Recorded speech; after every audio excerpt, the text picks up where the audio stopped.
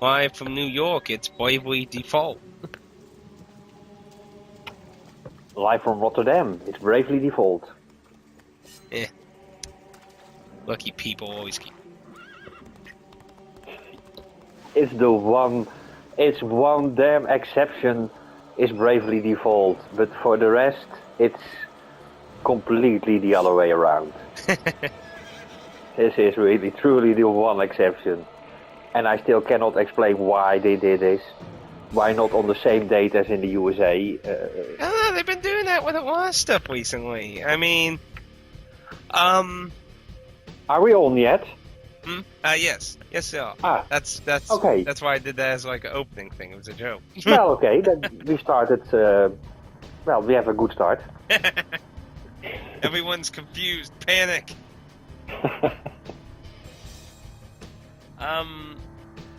So I was saying this is the only exception in the rule.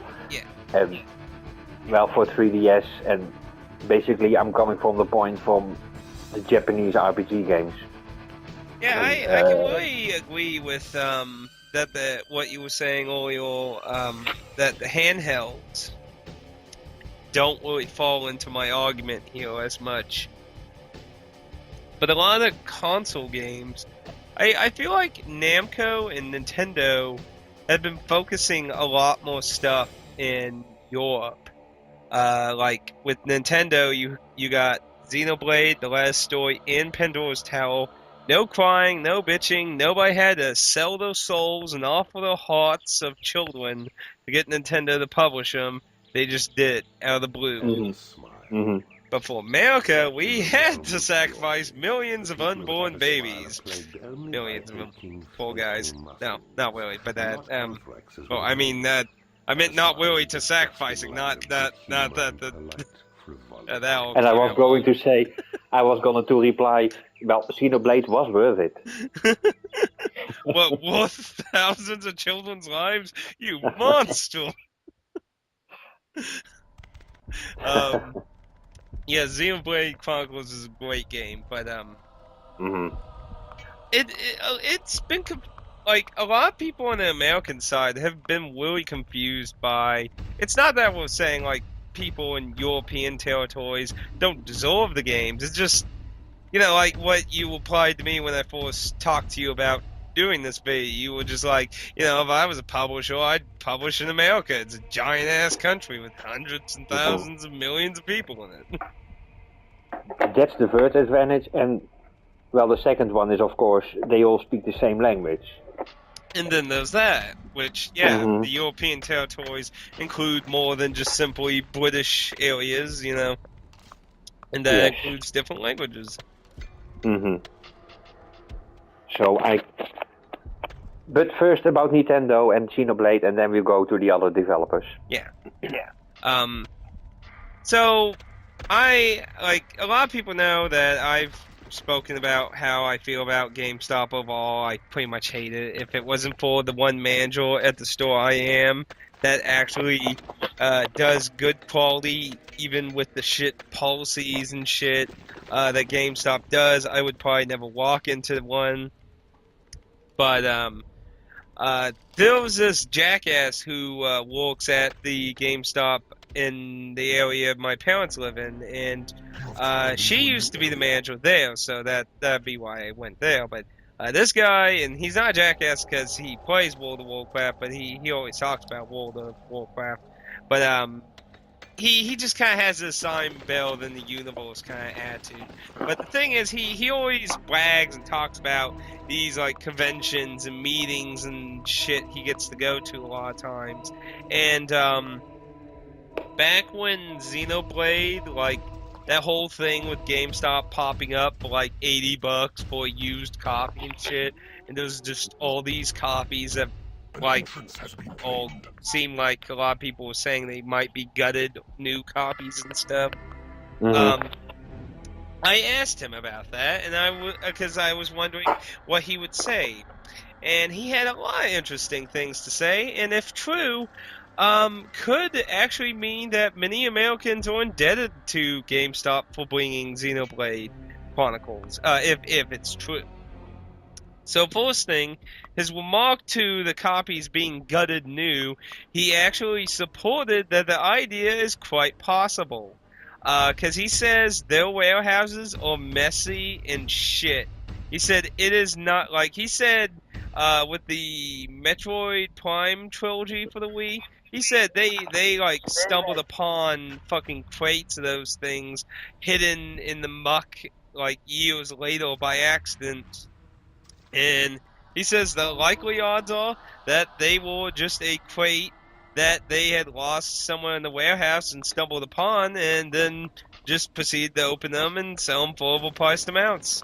So he supported that theory being true, and he also said that uh, basically that GameStop paid Nintendo to sell Xenoblade Chronicles in America. That they basically like, hey, make these like American disc things, and we'll exclusive sell them, and here's whatever money under the table. Get on that. And so if that's true, Nintendo never even still ever thought about bringing Xenoblade Chronicles, because let's face it, if it wasn't probably already translated in English, they would have probably just said "fuck you." But since the work was already done for Europe, then it's like, well, this is easy money. Then they're paying us for it, and they can just do whatever the fuck with it. Then. And it's so hard to imagine that that's what happened with Xenoblade Chronicles, because it's one of the prime titles for the Wii. Oh yeah, it's such an excellent, like, it's worth buying, just going out, buy a fucking Wii, just buy a damn Wii and get Xenoblade Chronicles. Well, it's a little hard on that, Xenoblade Chronicles. Actually, I'm curious here, I want to go on Amazon, because GameStop's selling it for outrageous prices. So I wonder what's going in, let's see. On Amazon, it's $93 new and $59 used. I guess that ain't too bad if they come with the cases and shit for used. Yeah, the chances are high you will pay more for a Xenoblade used. You will pay more than a used. Oh yeah, over time, I'm sure it's gonna keep going up. I mean, we didn't get a large amount of copies. They were sold out like first week. Like that's why so many people were like, "Where the fuck did they get all these copies?" You had to buy this shit like online on those store for that whale. Some dumbass sold it back to him. Shit, it's like. Well, on eBay, it looks like $60 is the average, with the occasional high or lower, so it looks like it's not too bad right now. So yeah, I'd say still probably snag a copy. Why they're still not $200? Yeah, and I think maybe that's the. I don't think the prices in Europe. I have not checked them. I bought my copy in a used game store. But I think Europe or got more copies. Yeah, Europe, to my understanding, I believe, got 2 Wii prints of Xenoblade Chronicles in Europe. So odds are the European version ain't gonna become WoW anytime soon. It might end up in a status more like what's a good example? Just a really popular game that just. I guess the Persona games could be a good example. Well, like Persona 3 and 4, they're not well by any means, but like if I go to like GameStop, GameStop. If I look up like say Persona 4, your creatures are attacking the enemy. And it actually goes. Let's see, Persona 4 for the PS2, $30. But almost like every PS2 game they're selling that they've been trying to get rid of is like $5. Yeah. But Persona 4 still demands at least $30 for them. Yeah. So I mean, even though it's old, there's plenty of copies. It demands a certain price still over time, and that's probably what Europe will remain as. Why the American version will probably, as each year passes, demand more and more money as more and more copies are kept. buy Mhm. collectibles. Your creatures are falling in battle. And then you also got the last story and Pandora's Yep. Tower, Mhm. and I don't think those got any reprints, but again, the American market received a pretty low copy weight of the last story, to my understanding. I still actually see copies of Pandora's Tower, oddly enough. So that one might have actually got a reprint here, maybe, or that, or it didn't sell as well. I'm not sure what the sales reports for Pandora's Tower were in America, but far as Over here, I think Love Story is harder to find than Pandora's Tower. So it must have gotten a reprint as well over here. Pandora's Tower is not very hard to find. Love Story and Xenoblade, yeah, they also are tricky to find. plus, But Pandora's Tower is quite easy. plus, also, didn't Europe get like a limited edition of the last story? I believe, and 100%. It's hard to keep track of different regions' limited editions lately these days. It seems like each fucking country keeps having its own unique limited edition with shit like what is the new Zelda game? The Link Between Worlds. That in Europe had a unique bonus item that America didn't get. See, yeah, I think I found it. Yeah, limited edition, full game soundtrack, illustration book. It's in English and Spanish. You get a kind of a odd-looking box, deluxe metal cover. Sounds kind of interesting. Oh, Like, that's something I didn't know we got a. yeah, this site I'm looking on is in a different language mostly, though. I'll link you to it. But it says it is the limited edition for PAL. So, Well, I'll go to the game store where I have my best experience with, and let's see what they have. it's fine. But yeah, I mean, even the Link Between Worlds had a unique bonus thing that, like, I would have actually loved that little chest thing. Do you know what I'm talking about? No. The Link Between Worlds, here if I can find it. It came with a little chest thing. You could put, I think, about 5 DS or 3DS cartridges in, and it played the little chest opening theme when you opened it. Fine. Here's a video of it. Probably had to pre-order it from Nintendo or from. Yeah, probably. Yeah, but that's probably not a good thing. Use the video though. I need like a picture. It's a picture of the 3DS. Yeah, I just accidentally closed that. An entrance has been claimed. Sorry about this, but yeah, I mean But it was a little. basically, I tend to agree that Nintendo is doing a good job for the 3DS as well. And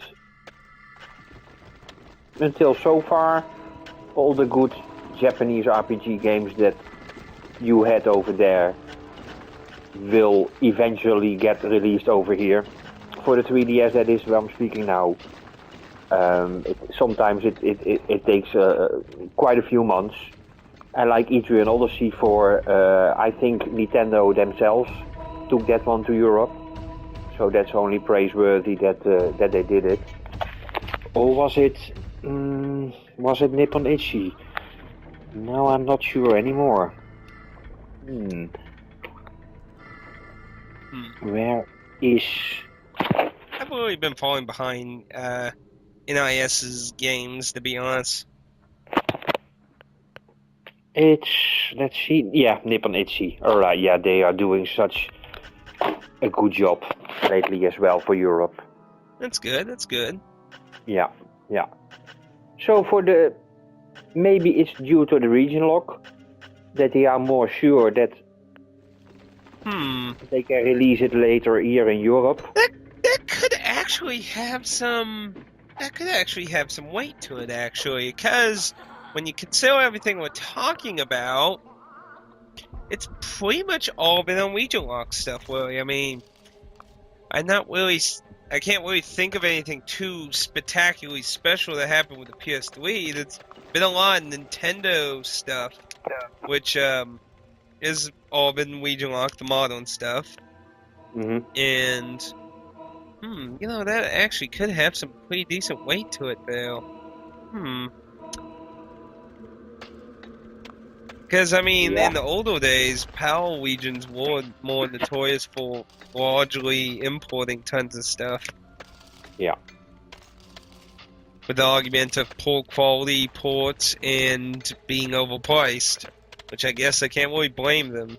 I always hold, like, the Super Nintendo days and Sega Genesis stuff, and PAL was just awful. Like, I hold a number of Genesis games have horrible slowdown and shit when playing on PAL system because the different television resolution options back then. Yeah. But I hear these days with digital, everyone's kind of catching up though. These days now, though, am I correct on that? Those games will run approximately 20% slower when played in Europe because of the old 50-60 hertz difference between USA and Europe. And we used the 60 frames and you used the 50 frames. And that's one of the major problems why the games run slower here when played than in the USA. Yeah. Yeah. But with digital televisions, that's not as much a problem with modern systems, is it? No, with the new televisions, that will totally be no problem. It's really the old tube. Yeah. I would have figured it's like, yeah, let's keep scaling the digital televisions back too. Why, let's just do that, you know? Mm-hmm. It's like, yeah, I would have figured that they probably left those just how they are. So. But I made one mistake. It was USA you used NTSC 60 frames. Europe was PAL 50 frames. And that was the reason why the games went slower over here. Yeah. So I was mistaken in the frames for each region. You hear that, commenters? You can't troll him now. He's corrected himself. Well, I mentioned both possibilities, so now I'm sure one of the two is correct. I'm also, yeah. I was just but getting for that the 3DS, for the 3DS, I think that's one of the major reasons. It is, yeah, the region lock. It's worthwhile to re-release the same game 6 months later in Europe because you are sure almost nobody has a USA Nintendo 3DS over here. So we just had... At least not anyone who has a normal-ish paycheck or that. You know, yeah. if you get thousands of millions of dollars, you know. Yeah. Then I wouldn't bitch as much about getting a Japanese 3DS and a Japanese Wii and Wii U and stuff. And then I think I would need more rooms to store all my games if I had that money. But yeah, so that's one. For Nintendo, it works out good for the 3DS. That could also explain, oddly enough, completely going off topic. Another thing that completely confused me is why Nintendo really wants to support the region lock so much. Perhaps maybe we just stumbled upon a whole new idea here. Could it be that Nintendo is solely relying on the region locking to embrace a larger audience in Europe and stop like massive importing on their side of the gaming wall. It's an argument.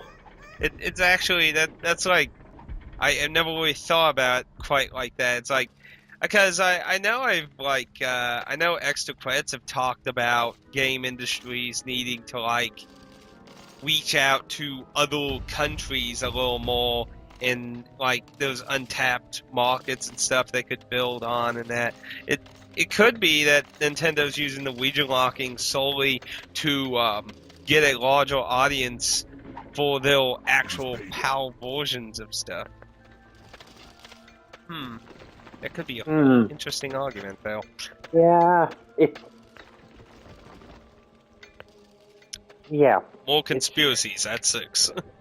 Yeah, you can see it from both sides. If I was, well, most people know in Europe we rely on Ghostlight and Rising Star Games and Nippon Ichi Software America.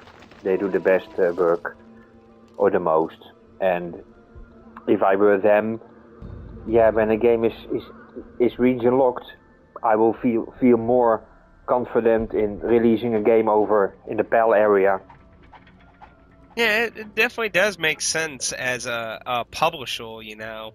I mean, like there's two ways you could argue. So like there's they're all the same fucking company, they get the money either way, and then there's the each section has their own form of budget in there, and it protects the European portion of Nintendo's interests. So I mean, I obviously realize it's not as simple as, oh, they're all the same place, all their fucking money goes to the same greedy son of a bitch anyway. I mean, to a certain extent you can argue that, but that, in the reality it's not that simple either. No. Personally, I would prefer a region unlocked. Oh yeah, I mean, I certainly, that's... there's still a handful of fucking games on the original Wii that were Japanese only. I've been waiting for the Wii price to go down, buy an extra Wii, and then do the SD mod thing where you change the region of the system itself with no actual real modding. You're just literally changing the programming regional. I guess they manufactured all the Wiis exactly the same and just had all the programming for each region in it, and they just programmed which one's active, I guess. And somebody figured out you could just swap between them, so you could just change your American Wii to a Japanese one, and bam, there you go, all your shit works now. It's something I haven't done yet, but something I want to do. I mean, I have 3 Japanese Wii games as it is, and the Wiis I have, 2 of them. I got one of them because I got a deal on it, but the other 2 I got, I don't know if this came out in Europe, but early in the console's life, this company made a disc that allows you to load Japanese games on it, and Nintendo did a update that killed that disc's functionality. So the disc became worthless and no longer worked. So yeah, a lot of people were pissed about that. Because it's like, what the fuck do you care, Nintendo? It's not like it loads in legal discs. Yeah. But, no, well. It's still modding, and I do not think that's... I don't like doing modding. It's really something that's absolute... If it's like this, like Sega Saturn, I have to say, is like that and the Super Nintendo, like the 2 easiest fucking things to put different region games on. I mean, the Super Nintendo, you just literally whip 2 tabs of plastic out of it, and bam, because the Super Nintendo and Japanese Super Nintendo are exactly the same. Sadly, PAL's isn't because of the television thing we just talked about. And the Sega Saturn is fucking easy because there's a special hard drive cartridge thing. Like the Sega Saturns had a cartridge slot in the back for extra space for saves and stuff. And there was a special one that bypassed the region thing automatically. So all you have to do is just pop that cartridge in, and bam, you can throw all the discs you want in. There's only like 2 games that were exclusive to Japan, as far as I'm aware, that don't work properly, and that's because they required a unique RAM cartridge that gave more RAM for the Sega Saturn. And aside from that, pretty much, like, I can play Lunar Magical School perfectly fine. But yeah, opening it up and soldering shit and that, don't really like that. Don't really like that at all. Mm. That's In my years when I did not have, I gotta say it different. In my years when I spent my money on the wrong kind of things, I didn't have a euro to spend on gaming.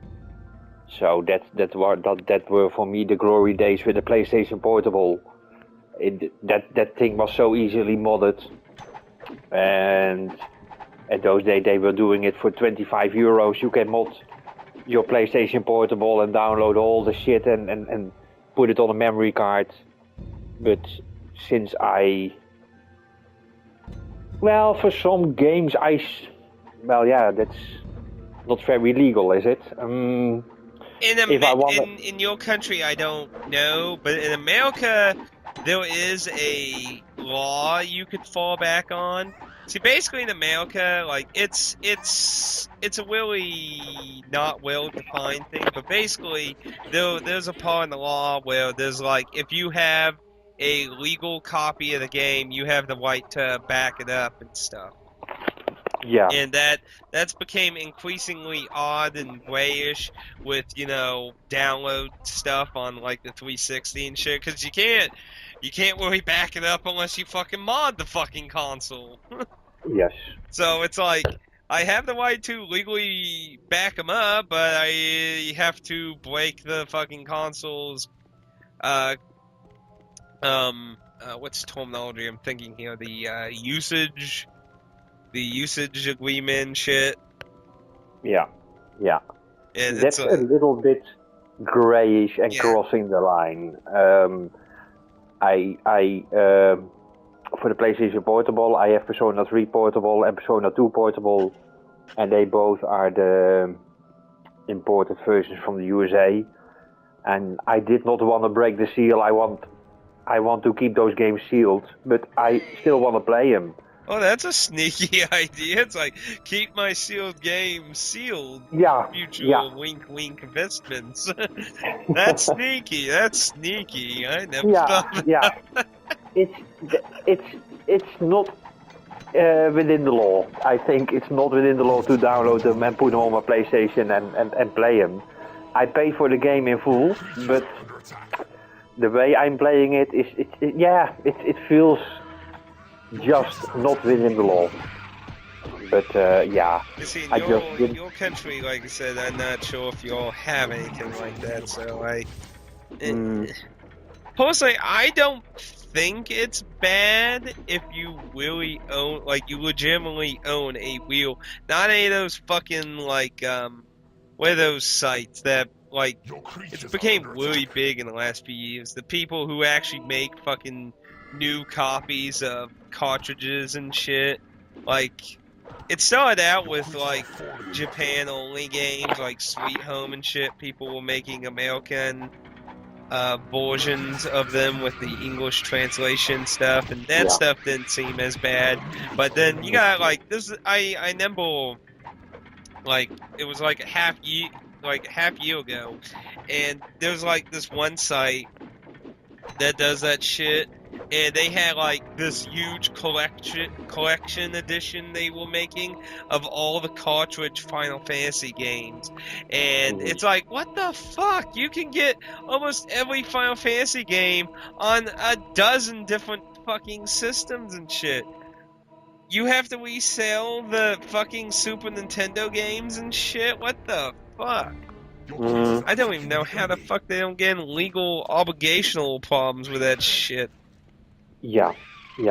But, I mean, like, if you own legitimate copies of a game, I don't think it... I feel like I really would rather play the actual cartridge. But the thing is, like, when it comes to Japanese games, like on Super Nintendo, like all the Shimitinze games on the Super Nintendo, I own all the Shimitinze games on the Super Nintendo. I own 1, 2, 3, If, and Bible 3. I own all of them, and well, obviously they're not in English, and they're all English translations of them. But I do have legal cartridge copies with boxes and booklets and everything. They're very nice. But yeah, in my opinion, it's still illegal to download them and play the downloaded game. that's fine. That's fine. Yeah. Actually, so- arguments but in the legality in America is technically the digital copy you make would have to be the actual cartridge and not something you download off the internet. Yeah. Is a If you make the copy of the game from Japanese to Japanese, then that's totally fine. Yeah. But there are also patches that can translate then the game from Japanese to English. Yeah. But that is modifying a game, and that again is also not allowed. It's iffy, and that's why translation sites only give the translation, not at least normally they don't give the WOM and stuff. You have to go find that on your own. Because technically, like I said, in America, technically they use that, what I was saying, where you can back up stuff. It has to be the backup of your actual copy, not a... So technically, if I wanted to properly use that law as an argument to defend myself, I would have to take the Shimitinze cartridge, somehow connect it to my computer, download its entire contents to my computer, then apply the patch to it to technically be legal if you're using. And like I said, that's an out-of-date law that has not caught up. Like apparently, actually though, that actually reminds me. In your territories, they'll actually try. They made some law or something, and it's trying to force Steam to do something. I can't remember. I think it was like some kind of return policy with Steam because of a law that Powell made. So there's like some issue going on with Steam with that.